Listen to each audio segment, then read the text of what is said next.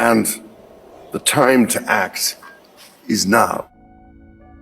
The World Economic Forum believes that capitalism needs to be reinvented. Their Build Back Better slogan has been adopted by politicians across the globe. This moment also gives us a much greater chance to be radical and to do things differently, to build back better. Because we can only build back better if we lean on one another.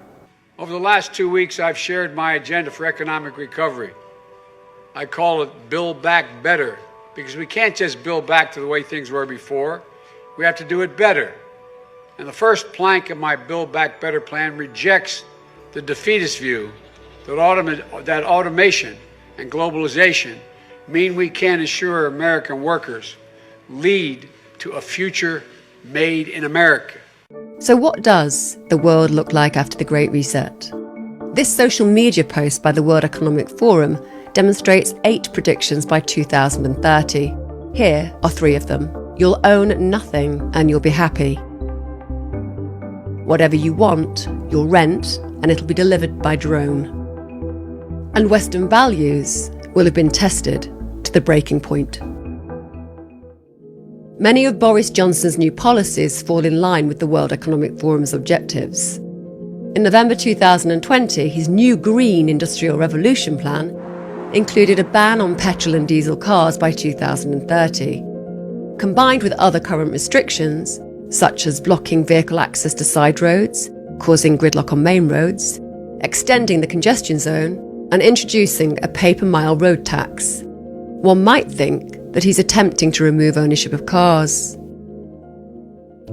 The biggest application is the autonomous driving.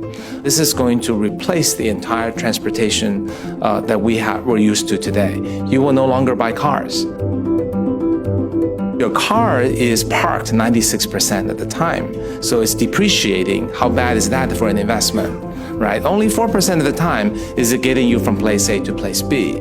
But imagine there is an Uber that gets here in 30 seconds and is very reliable, very clean, and there's no nasty driver because there is no driver, and it's very safe. Would you not buy a car? One thing about AI is it gets better with data.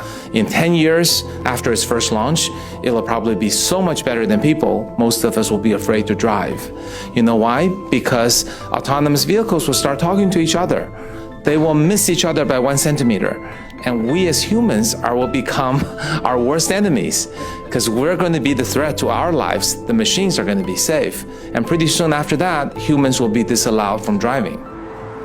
Suppose you're a 50-year-old truck driver and you just lost your job to a self-driving vehicle.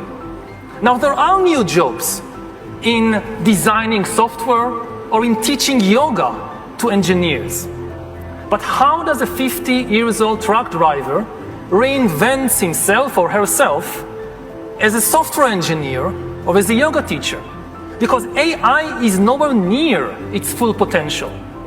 All jobs will disappear, new jobs will emerge, but then the new jobs will rapidly change and vanish.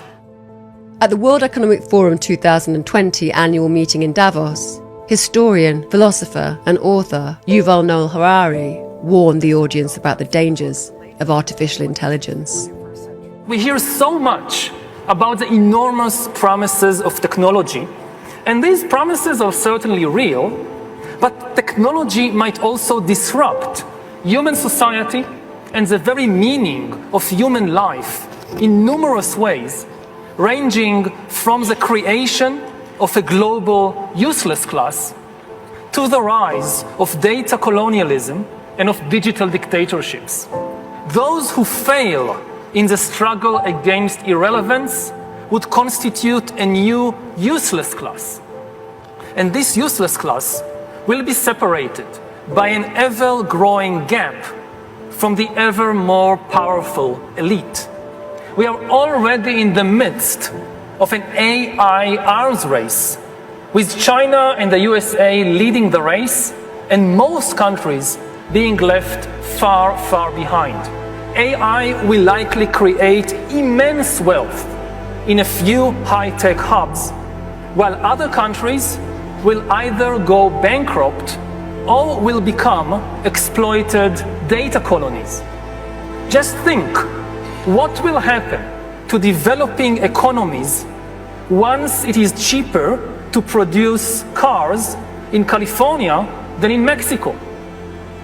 And what will happen to politics in your country in 20 years when somebody in San Francisco or in Beijing knows the entire medical and personal history of every politician and every journalist in your country, including all their sexual escapades, all their mental weaknesses, and all their corrupt dealings? When you have enough data, you don't need to send soldiers in order to control a country. Between the beginning of the pandemic and August 2020 alone, 7 Silicon Valley tech giants added nearly 2.5 trillion to their market values, 400 billion of which was added by Microsoft.